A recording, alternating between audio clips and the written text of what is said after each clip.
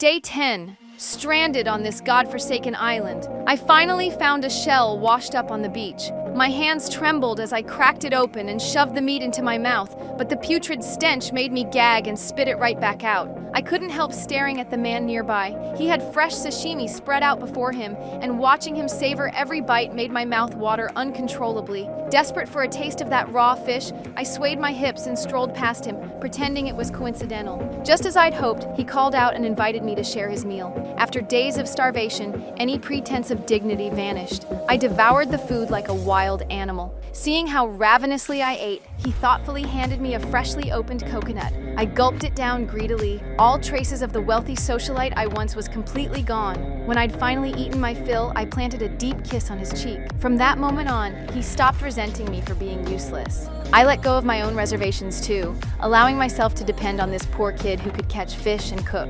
Working together, we soon built a small shelter to keep the rain out. At night, we'd instinctively hold each other close. Then something happened that I never saw coming. Jack went fishing as usual that day, but on his way back, he discovered a man washed up on the shore. After pulling him to safety, I ran over and threw my arms around the stranger. It was my husband, the one I'd lost contact with.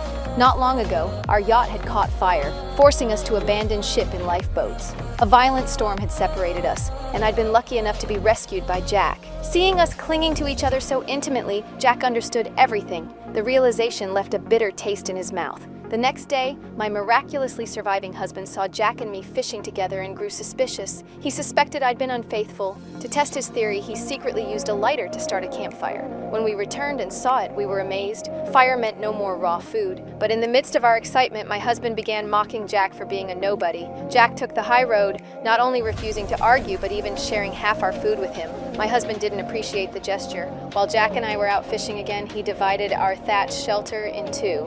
Jack finally lost it and they got into a heated argument. He swore he'd never provide food for us again. My husband wasn't worried about going hungry though. He'd just found a small knife on the beach and figured that with a blade in hand, he could hunt blindfolded without starving.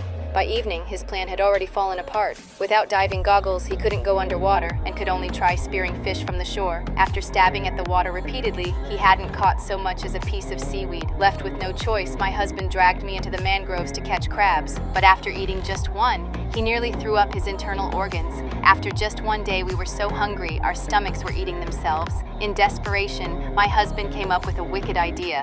While Jack slept, he crept over and stole his diving mask and fishing spear.